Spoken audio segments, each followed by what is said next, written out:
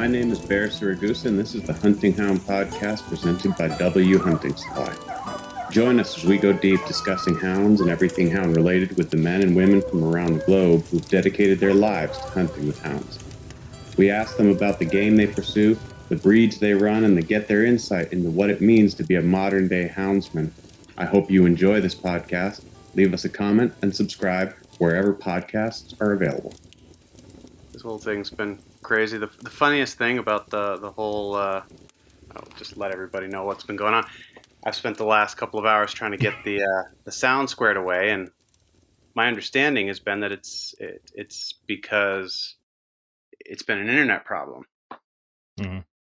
But found out randomly in the process of getting this podcast squared away that it was actually the boom mic that was causing the problem, and not only causing the problem with the audio, but causing a lag in the video. So the sound quality is not going to be 100% where I want it on this podcast, but we're going to make the best out of it, and we're working on it. I think it's a RAM problem on my computer. I think my computer's hitting the max of what it can handle. Well, the audio on my end sounds pretty good, so good. I'm not. At least you're not skipping again like you gosh. were before.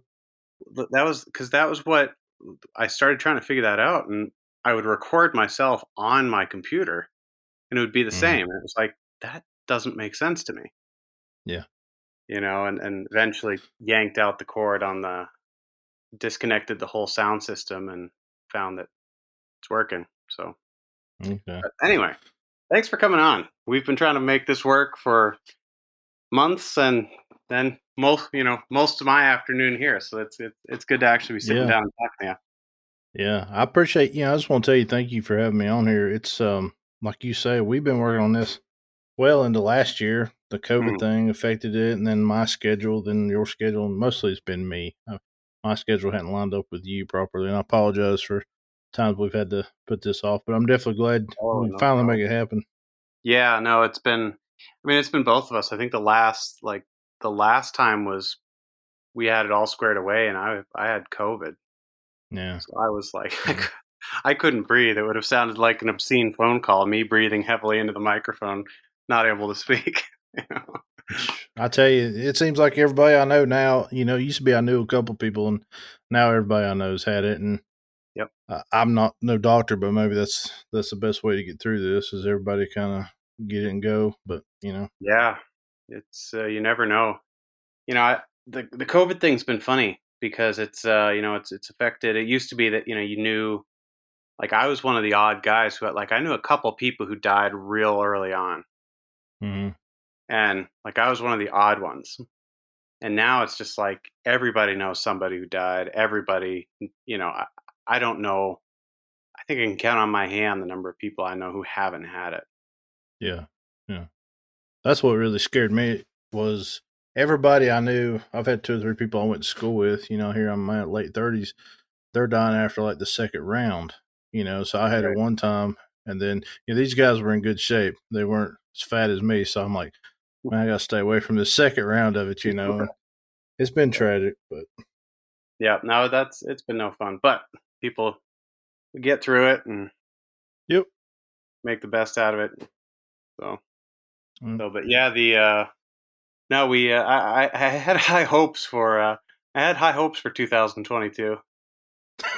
And then the shit just kind of hit the fan. It's like, I was like, 2022 can't be any worse than 2021. And yeah, old Putin was like, hold my beer. Yeah, let me show you something, huh? Let me show you guys something here. Yeah, I know we was talking about this earlier, when we tried to record this earlier, but I just want to reiterate this now we're on here now. Is, I had been listening to several of your podcasts, probably every one of them, and some of them even more than once.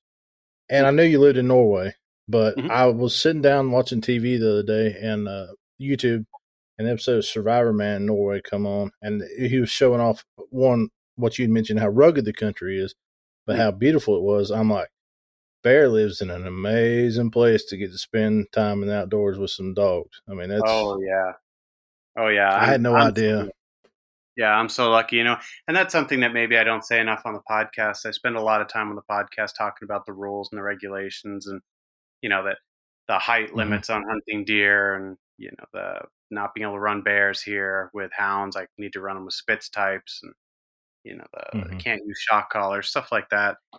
But I maybe don't spend quite as much time as I should talking about what a great place this is. I mean, it's such a beautiful, beautiful area, and some of the places I hunt are just, they're breathtaking. They're really, really amazing. And sometimes so focused on what I'm doing with the dogs that I kind of lose a little bit of focus on just really how lucky I am to be able to do it here. Yeah. 'Cause it's gorgeous. You mentioned the e-collar thing. You can't use a shock collar and all, and you have that. I think it was a walker that you really need to break of stuff. Question from a layman of what you can and can't do over there.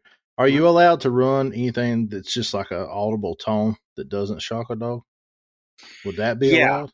Yep. So like the Garmins that we get here are, very similar to what you can get in the States, but instead of the shock, it's got a vibrate. Yep. And then it's got the tone and a light. Okay. So those it's training basically buttons, everything but the shock. Yeah, basically. So you can teach a dog, basically work with a dog, teach it to sit, teach it to come as a pup and stuff on the tone, with the vibrate sort of being associated with when you start to get real stern with the pup. Right. When it's not listening to you, you vibrate it as you're sort of starting to kind of, get on it a little bit. Yeah. And that helps. I mean, it works to a degree. Yeah. But, ideally you're not going to use the shock unless you really have to. And that's when the vibrate doesn't work. Right. I understand. Well, I didn't know, but you talk about that walker dog of yours kind of getting way out there real quick, chasing stuff, and I know there's some way to tone train it just to say, hey, kind of like hollering for it at long range, hey, stop what you're doing, come here. But and I've done that, and she's gotten a lot better, because that was something that what made it tough in the beginning was that she was not only trashy, but she was terrible at with the in calling. Okay. Yeah. Getting her to actually come in, break off, and come back to me. Yeah. Really bad. Yeah. How old is she now? She's like 5, so she's not a spring chicken anymore. Yeah. And but yeah, we kind of slowly working through it, and that's the thing, is that I'm able to work through all this stuff. It just takes me a lot of time, A, because I don't have the experience with this kind of thing anyway, and B, because I don't necessarily have all the tools that I wish that I had. Yeah, I understand. But at the same time, the time where I managed to get in front of her and I knew where she was going to cross, and then that's part of it too, is that it seems like the houndsmen of today, they're traveling all over the place. They're going so many different places to hunt.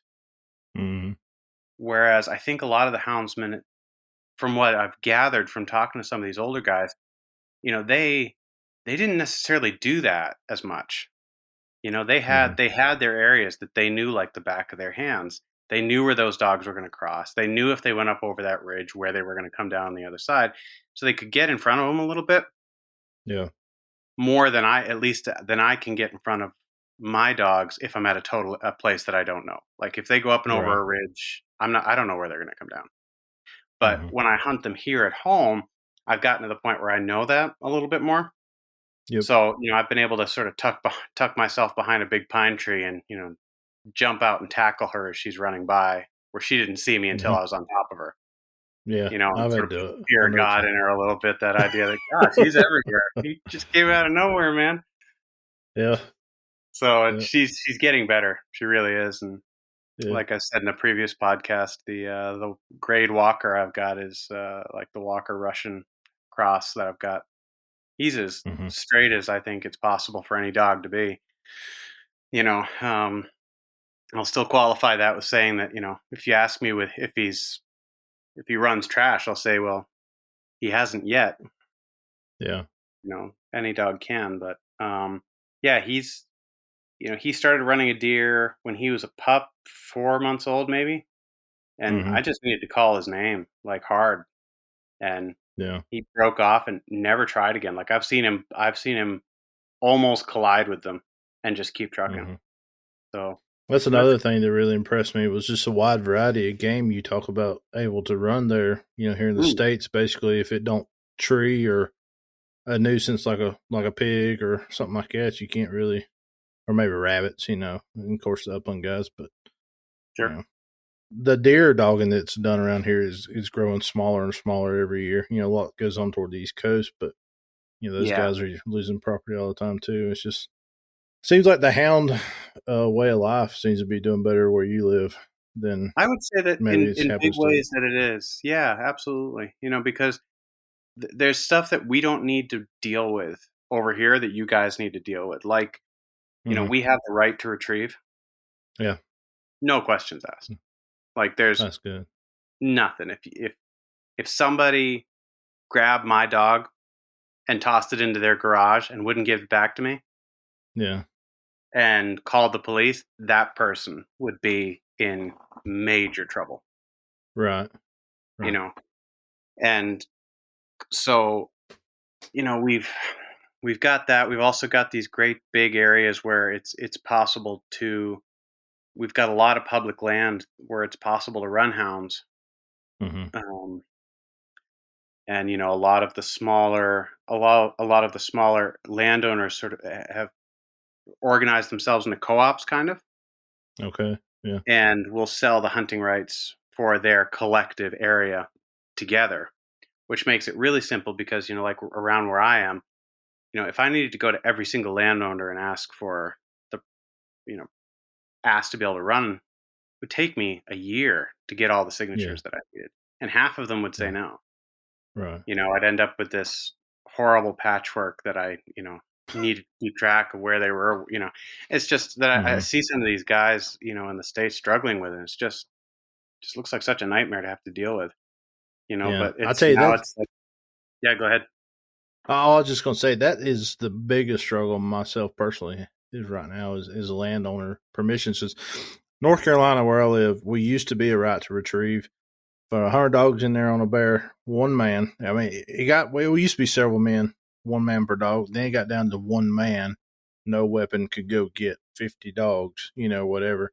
And now they've took that away unless the landowner will say, you can go in, you can't do it. So the landowner stands there on their front porch when you're knocking on the door and tells you to get back in your truck and leave.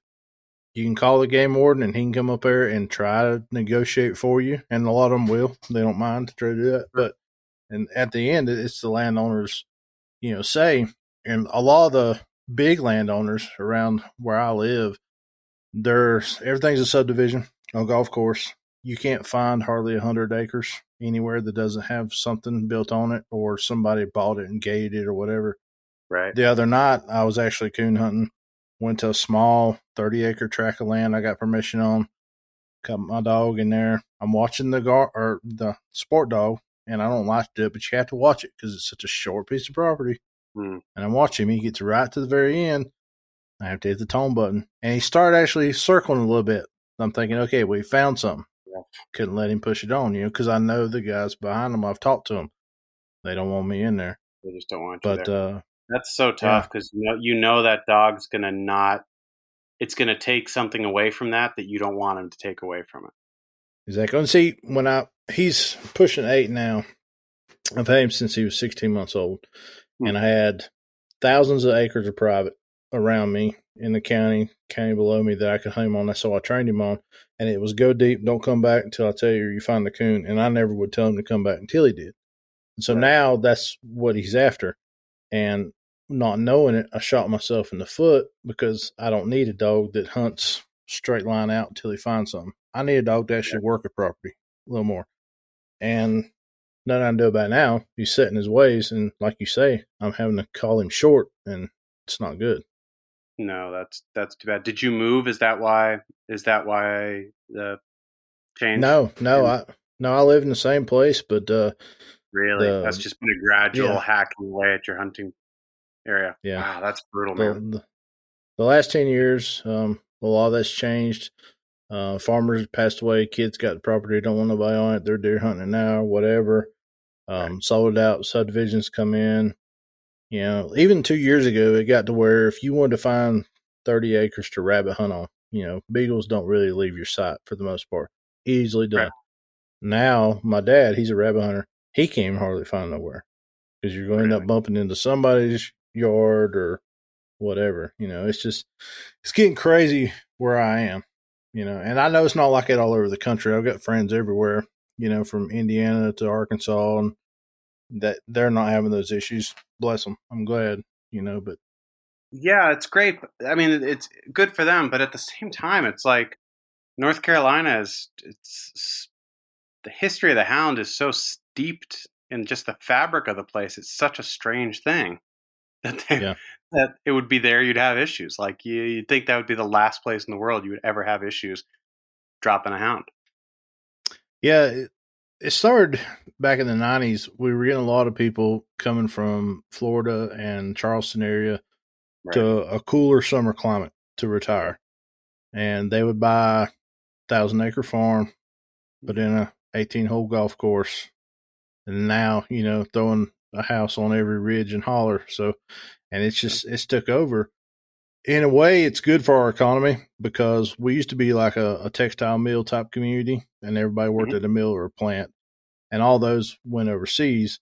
At the same time, the retirees came in.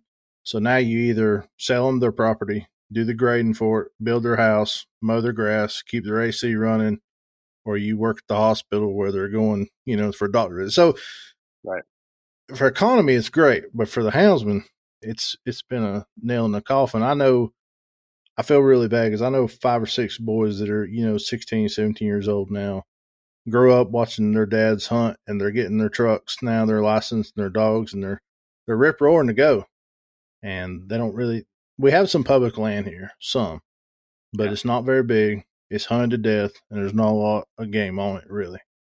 So that's rough, man. That's, you know, and again, I really should be not complaining about how we've got it over here in Norway, because we do have it really, really pretty good over here. You know, within, you know, there's a lot of different places within an hour of me that I can drop a dog, and you know, without running the risk of it, you know, without it abutting up to a real busy road or anything, you know, something like that. You know, my biggest issue is I live right on the edge of a huge nature preserve, and we've got a lot of game.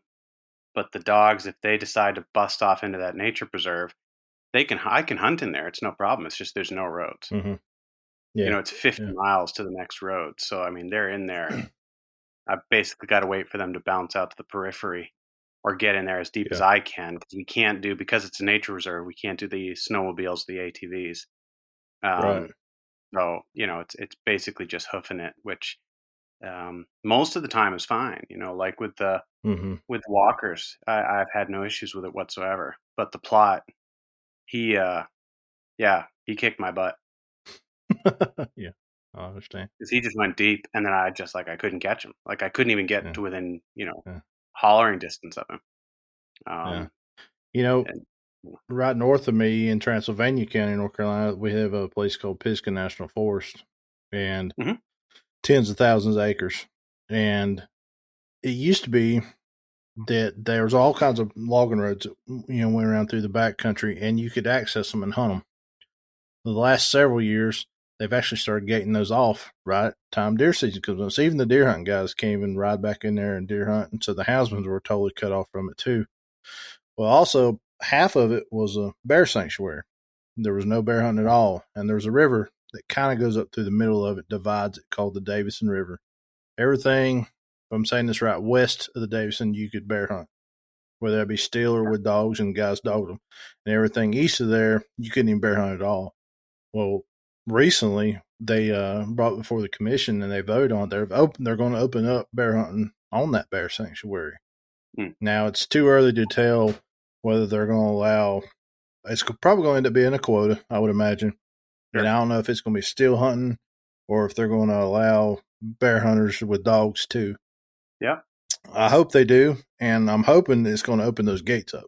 It's got to, you know, because you're talking like what you're talking about. You got to hike in miles just to even get into hunting country if they don't. Yeah. Yeah, I mean it's insane. I really hope that happens. That would be a huge step in the right direction. I'm seeing, it's one of those things where I see, on the one hand, I see more threats to the way of life, than ever before. But on the other hand, Mm-hmm. I'm seeing, slowly but surely, I'm seeing some success stories here. Yeah. Where you see these some of these places starting to get back their bear hunts, or extending their seasons, or Mm-hmm. and that's really good to see. I know they're still whittling away at us, but it's good to see, especially with um, the I can't remember the guy's name off the top of my head, but the guy that started the howl.org. I hadn't heard about this. Yeah, It's, he created this website where he creates form letters for these different bills, and that they're trying to pass, that the anti-hunters are trying to pass, and creates okay. form letters that, just with a couple of clicks, filling in your name, you can send it to all of the lawmakers that are involved in that process. And Oh, he's that's just amazing. streamlined it so much. I mean, so you can go in there and get a lot of. I mean, they're just slamming these lawmakers with emails, like, I mean, really, like never before. And That's he's great. made it so easy. So the amount of engagement there has been unbelievable, and it seems to be Yeah. making a really good, because he's a really big difference, because he's also being really good about keeping people updated on the status of these different things on the website. Really nice, Yeah. well designed, easy website, Yeah. and good social media presence. He's they're doing a lot right over there, and making it a lot easier for us, people like me, who spend 4 hours trying to figure out how to get their microphone to work. We're pretty hopeless. It's pretty Yeah, we pretty nice don't to know this. need complicated. Yeah, that's right. Typing my name and clicking a button, that's about what I can manage, and he's made it pretty Yeah. much that simple. So, kudos And what kudos was to that them. website? And that was howl.org. Okay. I'm gonna check it out when we get off Yeah, here. I gotta check them out. see about that. That's a great thing, and it's relatively new, and it's made a big difference, I think, in relatively short amount of time, which has been Yeah. really cool. So, but what Well, about luckily, what have you been up to? You've still doing the YouTube, still got the YouTube thing, and that's going really well, I see. yeah, surprisingly, I don't know why it's going well because we really hadn't posted much on it in the really last year. I kind of took a break from filming things because Mhm. it was getting to where it was a little more like a job, that a job Sure. that don't really pay, but I wanted to tow the camera every time we went and do a good job of making a video and everything, and the creation Mhm. of it. And I do enjoy doing that, but it got to where it was kind of, let's get in the woods to make a video instead of let's go coon hunting. Sure. So Right. Yeah. kind of laid off putting the videos up, and for some reason the channel still kept growing. Subscribers were going up, views going up, and Cool. yeah. So I mean, it's doing fantastic. I'm tickled to death, and I did take a camera out the other night, which like I said, I had to call the dog back, so I'm not even Right. gonna bother putting it up. But I thought, well, let's get out here and start making these again. Right. How many dogs do you have at this point? Well, that's actually a new development. I had two, and a lot of my followers on YouTube knew that I had my male dog Hyde and a female Mhm. named Nix. And Yeah, and Nix was 4, yeah. maybe just 4.5, something like Mhm. that. And everybody knows. I mean, I've been transparent, honest with it, that she's had a lot of issues with treeing. She's extremely fast on track, extremely accurate. Mhm. But when she got to the ends, like she didn't know what to do. And I've seen her tree. I mean, it's like I know that she knows, but for some reason she would just forget. So I had to sit down and have a real hard, honest conversation internally with myself. I Mhm. said, you've got this dog that needs a pile of work. If she can even come out of it, I don't know. You don't have the land, you don't have the time, you're not doing her any service like Sure. you should. And so a guy that I had hooked up with a while back, he actually was wanting to get into coon hunting. He contacted me. He said his son had been with a neighbor. Chris Murdoch is his name. Mhm. And he's got a YouTube channel Cool. starting out. But he said his son was been with a neighbor coon hunting, want to get into it, want to know where he could find a dog. And I told him, I said, well, my wife at the time had a male dog off of Mr. Clean, Walker dog, that had only been, I started training pretty good, and then we got to where we just couldn't take him hunting anymore, didn't have the time. Mm-hmm. He was still down at my wife's parents' house, we live nearly an hour away. And I told him, I said, well, we're kind of looking to rehome this dog. And he lives like 6 hours from me. I said, I'll drive halfway and bring him and a bag of dog food. If you want him, you can have him. So I took JJ's name of dog, took down there to him. Well, he just started hunting him, and Chris is completely new to coon hunting. And all of a sudden, JJ's treeing coons. Dog ain't been in the woods in 3 years. Wow. You know? So when I had the hard conversation with myself to get rid of Nick's, I hit up Chris. I was like, hey, man, you interested in another dog? He's like, yeah, absolutely. He's like, what's she doing? So I sent him links to all the videos, and I was up front with him. I said, man, she may never tree for you. I really don't know. Yep. I said, but if you want her, I'll meet you. And so he's had her now for about a month. He's took her out 2 or 3 times. His work schedule, like he'll be off for 2 or 3 weeks, and then he's on nights and so forth. Mm-hmm. And it's just hadn't hit. He ain't been able to get in her woods a ton. But she's still running and tracking really good for him, and he's going to work on the treeing thing. But he's had her in the woods more in the last month than I have in the last 6. So right. Yeah. Right. Yeah. I mean, that's a tough one, man. You know, it's one of those things where you gotta. I did that with, it's going to be a surprise to all my podcast listeners, but I did that with that plot, Dan. Oh, did you? Just, I mean, a ridiculous talent. And, I realized that this was a dog. This was a once in a lifetime type of dog. And I was getting that feedback from people, who have been around the plots for a long, long time, not just people here who had seen them, but, talking to people in the States, sort of describing what he was doing, trying to, get some feedback on what he was doing, and realizing that this was more dog that with my experience level, I was going to be able to not even get his full potential. I wasn't even worried about that. It was just this idea that the realization that this dog was a genius to the level that I could ruin him. I got you. Yeah. And so had a buddy who is an extremely good dog man. In all the years I've been involved in dogs, and with the hounds and with the sled dogs, I would, all the people I know there, I would put this guy in the top 3. And one of his plots, we run them in pairs here. When we run them in pairs in Sweden, we're able to drop 2 at a time. Okay. And one of his pairs got, split up. One of them got really badly injured.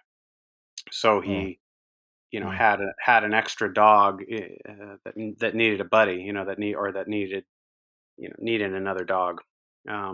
Right. And I had this dog that was he was just getting wilder and wilder. I was hunting him all the time. Like I was out all the time. I was out, yeah, at least on a bad week, 2 or 3 days a week. And he was just getting crazier and crazier. It's like I couldn't reach the bottom of his gas tank. And every time we went out, he would come back in better shape somehow and just be like that much crazier the next time. Which, was honestly, like, I'm going to be totally honest, was intimidating, man. I had this super dog on my hands, and I don't have the skill set yet to be able to give him what he needed. So, he's moved down to my buddy's house. I'm still going to get to hunt him. I'm still going to get to, keep track of him, get a pup off of him at some point. And going to go and hunt bears with him. But now, rather than me hunting bears and going and tossing him in with a dog he doesn't know, and just kind of a bunch of things that made sense in this situation, where now he's paired with a dog named Rolf, and he and Rolf can kind of get to know each other and, actually build some kind of a rapport before they're standing face to face with some 700-pound monster, Yeah. So, but that's tough. That was brutal. Like, that was like, I was giving a kid away. It was that sucked. So I feel for you. That's no fun. It's a little bit of a kick in the nuts, if you'll excuse the expression, just in terms of realizing that as much as you want to, you're just not, you're not able to give it what it needs. You're not able to. The bar is just too high. It's a little bit of a. And after I'd done this, I looked back and I thought, I should have done this 2 years ago. But at the time, I kept thinking, let's go get better. I'm gonna find the property. I'm gonna, time's gonna open up or whatever. And hindsight's always 2020. And I get a lot of messages. I don't know if these are necessarily the kids, but new coon hunters, I guess you can say. They definitely seem in the youth side of things, and they'll mess me all the time, and they'll say, "Hey, when should you give up on a dog?" I get that like a lot. This is a serious question that's coming around more than you would think. Mm-hmm. And I answer them the same way every time. There is no deadline. There is no such and such months or such and such year. Cut the cord, let it go. You just kind of have to sit down like you did and me and have that hard conversation with yourself. Have you put in all the time you can, done everything you can, whether it be enough or not? Have you done everything you can? Mm-hmm. Are you going to be able to do what the dog needs from this point on? And what does the dog need? So you know whether you can provide or not. And then make the decision from there. If that's a 12-month-old dog or a 4-year-old dog at that point, it is what it is. But right. I think a lot of what I do find is a lot of these youth, when I get to talking to them, they say, well, he'll run, but he won't tree. And they'll tell me this big lengthy, and we'll have an hour-long messaging conversation. And my ignorance, I finally say, well, how old's your dog? Well, he's 9 months. Right. Well, okay. I should ask that question to begin with, Damn, I fell for it again. Yeah. So, I said, well, just be patient. You're doing great. Your dog is tracking at 9 months. Around here, that's pretty good. So yeah, that's pretty good. Yeah, I try to. Yeah, I remind myself. I've almost got it written on the back of my hand at this point. It's like, what should I ask? Oh yeah, how old is this dog? Yeah, no, it's something we've. I mean, you and I have talked about it on Messenger, and it's something I've talked about, to other people on the podcast. Is this just this sort of desire I think people have, and almost an expectation that, if the dog's not Rambo by the time it's 6 months old, it's not going to turn out to be a good dog, and that's just such hogwash. It's there's so many good dogs that that light bulb didn't go off until they were a year, or more.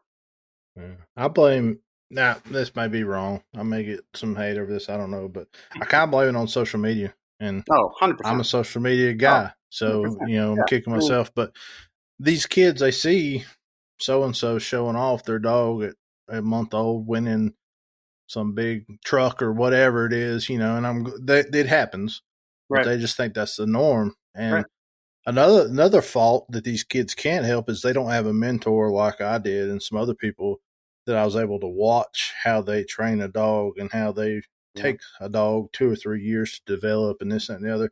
So the only thing they're getting as far as knowledge is what they see on Facebook and things like that. And that's where, we always try to take the channel was be a little more informative to kind of give people a realistic view of what things are going to take to accomplish, so they don't get burnout or impatient. But this whole world these days, instant gratification.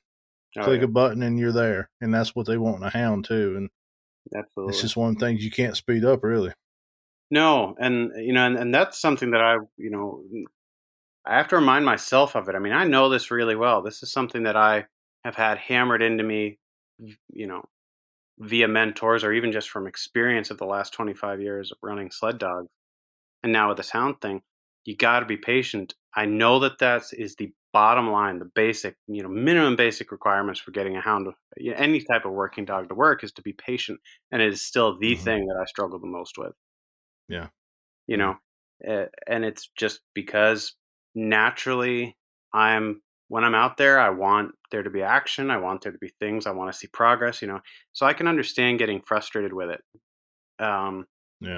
But I totally agree with you that social media, just today I got sent a video from a buddy of his 5-month-old hound, just tearing it up. Dropped him on a coon track. Was like, we'll see what happens. Thing ran the whole track and treed the coon at 5 months old, and I'm psyched for the guy. Like I'm totally pumped that his dog is performing at that level. but it's just like at the same time, it's like somebody who doesn't know even a little bit about this is really, really getting into it for the first time. I don't think they realize how rare that is. Yeah. And you can you can mask a lot of sins on, you can on Facebook and Instagram. It's amazing what a little bit of sound editing and an AC/DC song on sort of drowning out all the cursing does to make a dog look good. Yeah, sure enough. You don't have to show all the blood and sweat and tears that went into one. You're just showing the end result there. So right, you can show that picture of him treed. You don't need to show the 45-minute of video of you trying to get him off of the deer he's chasing first. It's like it's well, that's just to show that. I remember one time I put up a video of Nick's, and or no, it wasn't my video. It was my buddy Bryce, who's on my channel. He put up a video, and he came walking in to his dog. He sends me all the raw footage, and I would edit the videos for him. Mm-hmm. Well, he had come walking into the dog, put the dog, tie it to the tree with the lead, and he's comp hunter, so that's the first thing they do: lead the dog, tie it back. Well, then he steps back and he shines a tree, and he finds a coon, and he walked back to the dog. Or no, maybe it was a den or something. I can't remember how it worked out. But in my edit, I left it where he walks up to the dog, and the dog is tied to the tree.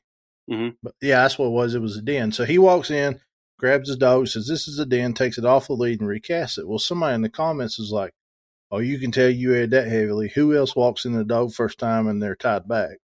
Right. And I said, here's an 8-minute video of an hour and a half worth of footage I edited down to 8 minutes. Right. I have the video, but do you want to watch an hour and a half of him walking around with nothing happening, Some people would, I guess. Some people have. I guess so. Well, but I've also found that there's not a lot there's a couple of channels. Yours is one of them that I really like. And then George Lambert's channel. Mm-hmm. That music, mountain music and mules. Mules, yeah. I actually recently found his 2 or 3 months ago. I'm really liking his stuff. Yeah. George was just on the podcast last couple episodes ago. Okay. Real interesting guy, and I just like how he puts his films together. He shows sort of the nitty gritty.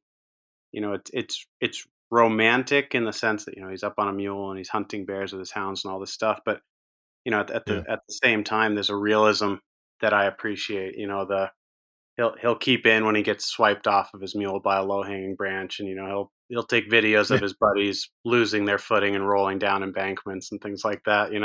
Which just to me adds to the charm. But at the same time, I think it's I'd much rather somebody got, if they were going to get their first view into what this is all about, I would much rather that they watched one of your videos or one of George's videos than some of these other channels. Not taking anything away from them, but some of these other channels sort of seem like if you don't end the day with 3 bears in the tree, it's been an off day, and which is not ever really the case. It's funny we're talking about this because I always said when we started the video or started the channel, we're going to put it up no matter what it is. Good, bad, trees, slick trees, dens, don't matter. Don't strike nothing, we'll put it up. Well, I got to where for a while there, we were putting up some hunts, like we wasn't even striking a coon. And I'm like, I put up 2 or 3 these videos, and I told my wife, I was like, I'm not going to put up no more of this because nobody wants to see this. Nobody's clicking on your crap to see you walk around the woods talking. Right. And so I didn't show them, and I started getting all these messages. Guys were like, man, I really like them videos. You're keeping it real, this, that, and that. I'm like, are you serious? Like you were okay watching 10 minutes of us doing nothing? He's like, yeah, it's just like we're getting to go hunting with you. Right. Right. A lot of people they wasn't saying we want to go see you tree coons. We want to experience like we're hanging out in the woods with you. And I was like, right. Okay. So I kept putting them up, and those videos surprisingly do really well. One of my highest viewed videos, and it could have to do with the title, is Coon Hunt Gone Wrong, Man Down. And it's like 25 minutes. We don't strike the first coon. And at the end of the video, my buddy is like dancing up on top of these wooden stairs we found in the woods. And he flips over on his head and lands flat on his head. And my dog goes over and licks his face, and everybody loves it, But as far as coon hunting, it's the worst video ever. Right. So. Right. Well, I think there's something to be said for some level of realism.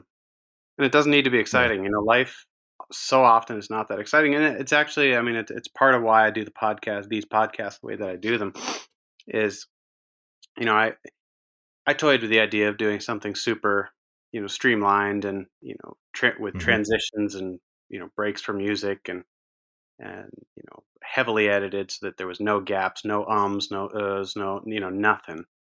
Yeah. And just got to the point where I started to think, what are the podcasts that I like listening to? And it's the ones where you feel like you're kind of just sitting on a tailgate with somebody. It's like it's a conversation that you could have at a campfire over a beer. And that's why I usually go into these without giving people a whole lot of information. I'll have my guest tell them what it's about, tell them what we're, a couple of things that we're going to talk about, the sort of vague idea.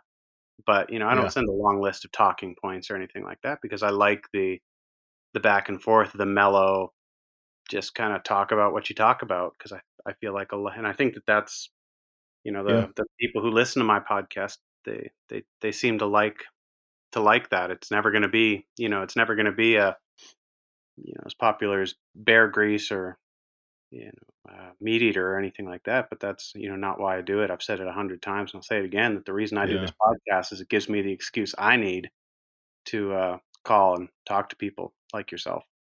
Yeah. Well, me and you both know you don't get in a podcast to make a living or anything like that, and or it's a lot of work. Yeah, it's a lot of work. I mean, people don't really understand between that and video stuff. It is a lot of work, So you got to do it because you love it, and I'm glad you're still doing it. And I see you growing. I see people share more and more people sharing your podcast links and stuff around on Facebook stuff. Yeah, so. We're starting to get a little bit of momentum here, which we kind of got out of those first 10 episodes where I was still kind of trying to figure out figuring out what I was doing to a degree that was actually creating some problems. But I'm trying to get a little bit better every time I do these, and it's keep plugging at it. But it's I got the groove war in the saddle now. That's right. Now I'm comfortable. Now I'm comfortable. Yeah. Now I'm just along for the ride. That's great. So what's on the horizon for you? What have you got planned? Well, as far as the coon hunting thing, like I said, I'm down to old Hyde now. He's 8 years old. I have part of that hard conversation I have with myself was, there'll be no more pups here for foreseeable. I assume unless something comes along and I find some guy that wants to let me hunt 1,000 acres nearby that I don't know about. Sure. But so I don't think because I cannot do a good job for a dog to raise a pup or anything. Kind of on the search right now though to find a female. I'd like to breed my hide too, just to get the blood and the genetics out there. To even if it's 2 or 3 generations later, maybe I could have a contact and say, "Hey, I'd like to have a grand pup or something." Sure. But one thing I do, I think. I keep finding a lot of people. You see a lot of people with these 7, 8, 9-year-old dogs. Maybe they're retired out of comp hunting or whatever. They just need a good place to end out their days. Sure. And so I assume once Hyde gets to that point and maybe passes on, that I still want to stay a houndsman. I can't just quit it. So I assume I kind of would like to find the older dogs and just give them a good place to finish out their days. If it's hunting twice a month or whatever it is, and kind of go that route. So. Sure. But another thing, it seems to be there's a real need for that. I mean, absolutely. If you look at any of these hound sites on Facebook, it's completely packed full of one or the other. Either you're looking at the 9-month-old that's not killing it, that people are moving on, or you're looking at those, as you say, those retired, dogs that are getting up there in age, retiring from competition, or maybe can't keep up with the rest of the pack on some of the longer, harder stuff that they do. So I think that's great to to give a dog like that some good, comfortable place to fade away sounds like a great idea. Yeah, that's kind of where. That's right. That's kind of where my head's going, and like I said, my dad, he's always been a rabbit hunter. He's always had beagles around. His pack's getting up there in age. They're all 7+ years old right now. And I also got to thinking, it's not hard for me to go out here and find 5 or 10 acres. I can't coon hunt on, obviously. But I thought, I might just go ahead and get a couple of young beagles, because they're pretty, from what I've seen, from what I've done all my life with my dad. They're pretty easy to train. You just, you take them. And, there's some work to it, of course, but I don't want to oversimplify it. So I might do that. And then I've looked at the squirrel world. I'm like, man, that looks like a lot of fun. That does look like fun. Those spice and those curs, man. Yeah. I mean, it's short range. Yeah. So. Yeah, I mean, I think that's such a good way to go, at this point. And it's funny you mentioned the beagles, because that's actually the direction I'm going right at this moment. I don't want to give anybody the impression that I'm not going to have, tall hounds anymore, because I have 2 of them. Both of them are under 6 years old. And I've got that Dan, the plot I've got down at my buddy's house that I'm going to still hunt. But for the family, for my kids, it's a little rough. The terrain up here, it's not flat. It's steep. It's rocky. It's wet. It's rough for little kids to keep up with you when you're trying to get into a den, and then especially with a den, it's like you end up digging for 3 hours to get the dog out of there. It's not that much fun for them. I try to make it fun, but ultimately it's just not that much fun. It's too long of a day for a lot of them. Yeah. But the beagles they're such great little dogs, and it's so much more accessible. It's so much more, it's much more on the kids' levels. They see the dog pretty much the entire time, can hear the dog. There's hair everywhere here. Really? Okay. So, yeah, I ordered a beagle. I've got a beagle coming to me. I've got a beagle coming to me in a month. Where from? It's from Lions here. Here in Norway. Most of my impression has been it sounds like the beagles kind of split off a little bit when you got the American, when the original bunch ended up in the U.S. It seems like a lot of the American beagles are based off of those. You got the blue tick beagles and things like that. Right. And then you've got the British beagle, those sort of a little bit smaller, yappier beagles. It seems like the Norwegian beagles kind of stem from that English stuff. So they're a little bit smaller, a little bit more pack oriented originally, but now they've been here for so long that Norwegians have bred them to sort of fit into what the laws are here, which is how many dogs you can drop on any one thing. And even with beagles, you can only drop one. Really? So the dog I'm getting is from a guy who has been breeding beagles for quite a while. Has been breeding dogs in hounds forever. He was breeding these Higan hounds, which is a native Norwegian breed. Did that for like 30 years, and now he's doing the beagles. And they come from sort of what do you call it? Deer stock. Okay, yeah. They're bred for great hair dogs as well, but they're bred specifically for these roe deer. Okay. Which we've got a ton of here.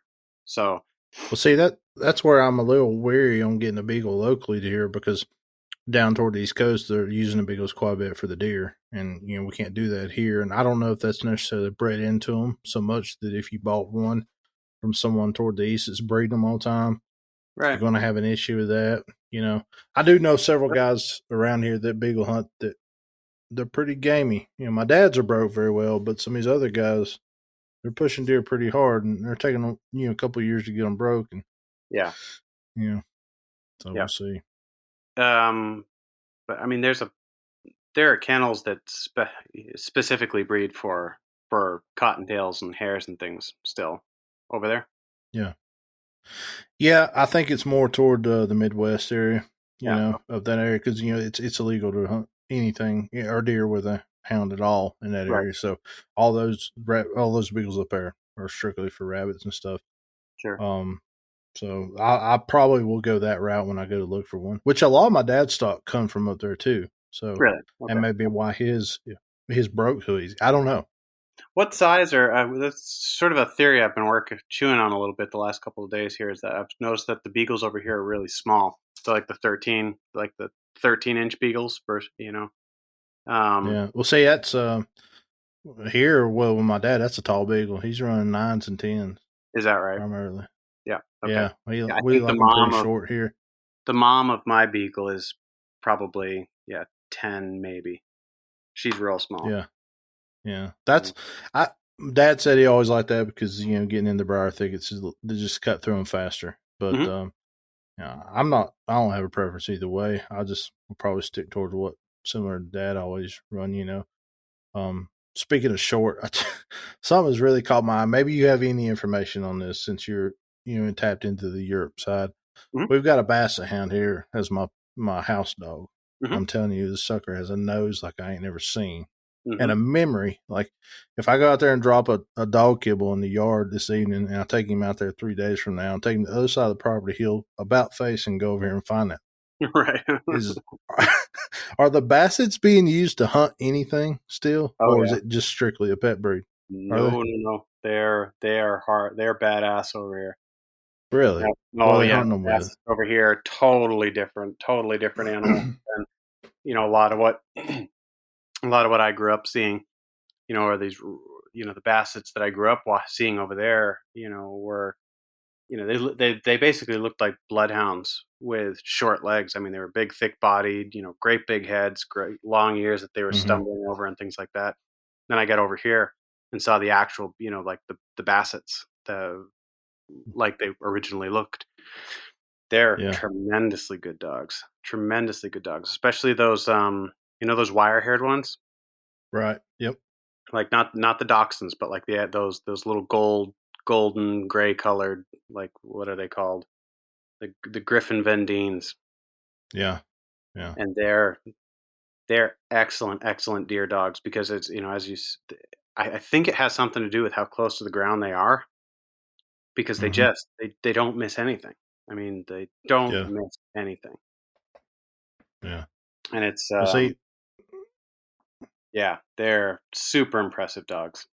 What are they primarily hunting them for? Over here for the very, for the very most part over here, they're using them for the bigger deer. They use them for roe deer as well, but for the very most part, they're using them for those big red stags. Okay. Because a red stag, the roe deer will move out of an area to avoid any issues. Whereas a red stag, it's not uncommon for them to stop and kind of figure out what's after them. Right. And if they don't like it, they'll book out of there faster than anything. Okay. But if with these little dogs, they'll just be like, oh, okay, well, and they'll stroll out of there. They are not worried about it at all, which makes these bassets great because they're so slow. I mean, they look at how fast their legs are moving. They look like they're flying, but then you actually look how much ground they're covering. It's like they're slow. Yeah.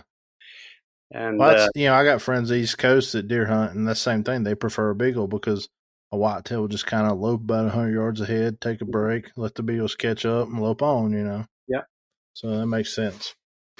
Yeah, it's been I've hunted roe deer over beagles and these bassets and a couple of dachshunds, and the deer just look relaxed. There's nothing about it that looks stressful for them. They're just kind of moving ahead of them. They usually, as you say, couple hundred yards ahead of them, just puttering out of the. It almost comes off as playful. Almost, yeah. They're not stressed out at all. But when my walker gets on a roe deer, man, that animal is stressed out. I cannot imagine that animal is going to taste good. Like if I decided to do a little bit of poaching and took that, I cannot imagine that animal would taste good at all with all the adrenaline, and lactic acid, all the crap. I remember a couple years ago, I put her on a fox track that was just flaming hot. And after 6 feet, an old roe deer track crossed, just like 90-degree angle, crossed right over the top of it. Mm-hmm. She broke off on that old roe deer track. And I mean, it was old. Like, we're talking like the day before. We'd gotten enough snow and these tracks were filled with snow. And like, I chased after, I saw the writing on the wall. She blew out of there, bumped a deer within probably 500 or 600 yards, and ran that sucker for 20 miles. Wow. And I kept trying to get in front of her, and she would just like, I mean, it was like a bad dog at a dog park, just like, shucking and jiving around me, Yeah. And just kept it going. It took me the longest time to catch her. This was fairly early on. And so I was still working on the in-calling. And what ended up happening is I got in front of them both. And, they were moving slow. Both of them were moving slow at this point. And this roe deer, he jumped out into the road. I'm standing right there. He looks at me, and just all the fight went out of this deer. He just like, he looked at me, his shoulders sunk, he sunk down onto his haunches, laid down on the road. It was just like, all right, you got me. Yeah. So I ran up there, like, gave him popped him in the butt, got him on his feet, shoot him off into the woods, turned around and tackled her as she came running by. Yeah. And, I cannot imagine that deer, I mean, heck, he was toasted. Yeah, that had been a heck of a race for a deer to finally, have its will live, be broke like that, and just lay down and give up. Yeah, and I mean, just I can't imagine it tasted good. Like, I mean, yeah, an animal that's been run that hard. Yeah, I just can't imagine. That'd be worse than a buck killed in the rut. Right, and that's what this was. This buck was like at the tail end of the rut, tired. Did not need that going into a winter. So I felt really. I'm telling you right now, that really says something for the stamina of that dog you got. I mean, oh my gosh, she's something else. Like, I did long distance. Dog mushing for a lot of years, and she's just, for a long distance sled dog, perfectly built, perfectly put together to just eat up just miles and miles and stay healthy. She's not beating up the shoulder. She's not beating up her back. She's not, wrenching wrists, toes, anything like that. Her limiting factor is her feet. They're just garbage. Okay. By the time I hauled her off of that roe deer, she was just like bleeding heavily from all four feet. Yeah. But as just a physical specimen, she's blown me away a couple of times. I've got her, and then I've got that other, that grade walker, and he's 6 inches taller at the shoulder. Young, bodacious, testosterone pumped male, and she toasts him. He doesn't have no chance in the world to keep up with her. What's she weigh? Oh, she's not that heavy. 40 pounds, maybe. She's pretty small. Yeah, she's about right. I know a lot of the guys, that do the deer dog and even the bear hunter stuff. If they're wanting to push one and catch up to one and get it treed, them smaller ones, frame dogs, they put on the pressure. So I know that female I had, she was maybe 40, 45 pounds. High should be around 80. He's around 100 right now. And, he's, even compared to his year 4 and year 5, her stamina was crazy. So, right. Yeah. Yeah, there's something to be said, I think, for not having those great big animals. I think they even in the sled dog world. You don't want those 100-pound monsters. You'd think you would, but you don't. Ideally in the long distance sled dog world, you're going to want females in the 50-pound range, males in the 55 to 60-pound range, because they're going to be able to keep moving without slowly. I could just look at me compared to my wife. My wife can run and jog every day and never, it doesn't bother her.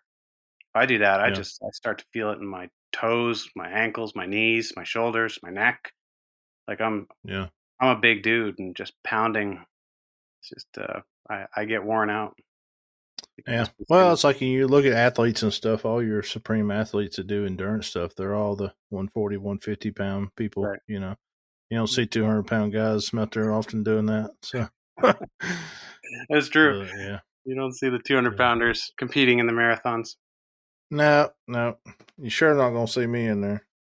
No, me neither. So, well, cool. Well, we're at about an hour here, so I think it's been awesome to have you on here, Nick.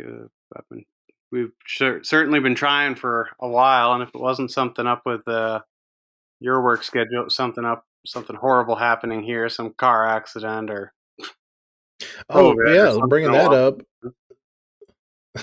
You're bringing that up. Did your wife have an accident in that Toyota, that new Toyota you got? No, thank God. Okay, no. I heard that and I was like, oh, yeah, no, she she had an accident in the old Toyota, which I mean was it's like a Toyota. Most Toyotas, it was going to eventually disintegrate because of rust. Yeah, but it was just like this endless workhorse of a vehicle. I loved that vehicle. Not comfortable, loud, stinky. Had 1,000 dogs in it, and who knows how many dead deer and moose and things like that. But got really icy here. We got this week of rain in midwinter. Went from real cold to real warm and rainy, just pouring rain for a couple of days and then froze again. So the roads were really bad. And, she just kind of started to drift and ended up in a ditch, broke the frame of the truck in 3 places.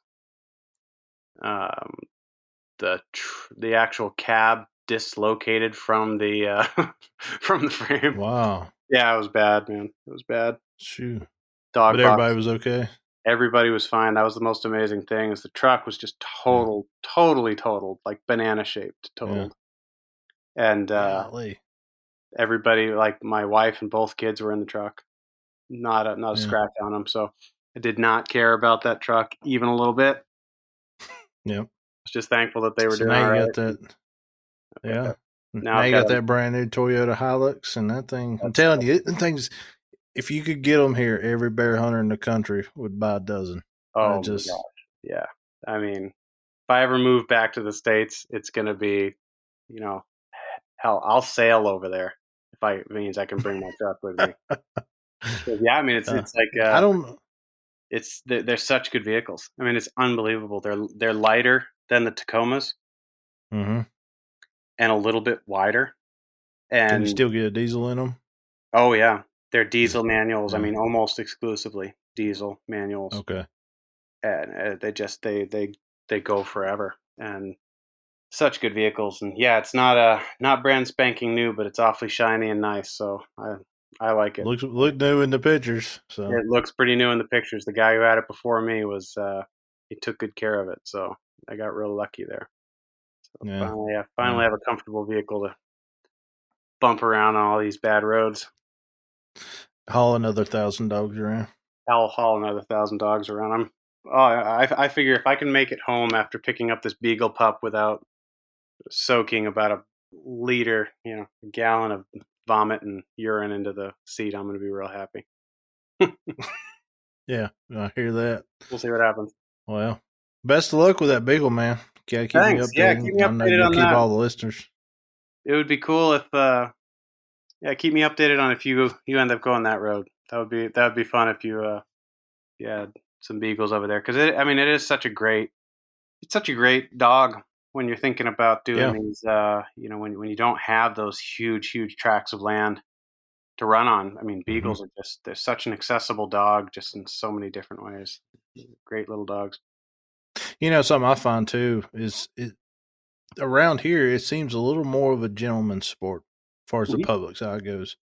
I hate to put people in boxes like this, so hope nobody takes no offense to it. But like you see a man fly fishing, he's a gentleman. He's dressed well, got all the, even your doctors and lawyers like to be fly fishing, but none of them are out there catfish noodling, Right. And when people look at hounds around here, there's some doctors and lawyers around here that are beagle hunters or rabbit hunters. That's just like upland bird stuff. But then you get to looking at running bears. Oh, let's look down our nose. Right. So it makes it a little easier to find land, not get harassed, so on and so forth. Yeah, I mean, they've got these great big baby seal eyes, so you bring it with you when you ask for permission. And you're like, say no to that face. Go ahead. That's right. Go for it. Yeah. All right, Nick. I really appreciate you coming on. Yeah, brother. I appreciate you having me. Thank you very much. Yeah, anytime, man.